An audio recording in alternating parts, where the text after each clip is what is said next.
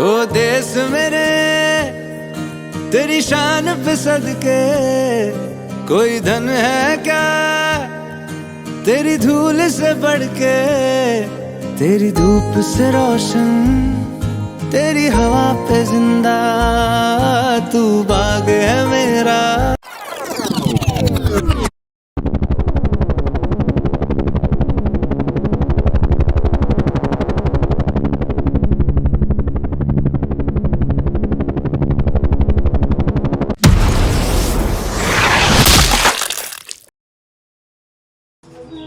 আসুন এই ছোট্ট গাছটি দেখুন।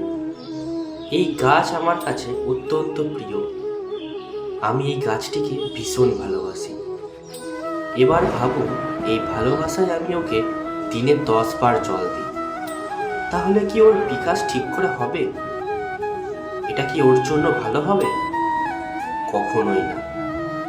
এর শিকড় পচে যাবে, এর শিকড়ে জল গ্রহণ করার ক্ষমতা শেষ হয়ে যাবে। তাহলে কি করা দরকার? দরকার হলো একে সঠিক মাত্রায় জল দেওয়া, দরকার হলো সঠিক সময় অন্তর জল দেওয়া, দরকার হলো একে সূর্যের তাপও সহ্য করতে হবে, দরকার হলো প্রতিটি কাজ যেন পরিমাণ মতো হয়। এবারে এই ভুল বেশিরভাগ মাতা পিতাই করে ফেলে।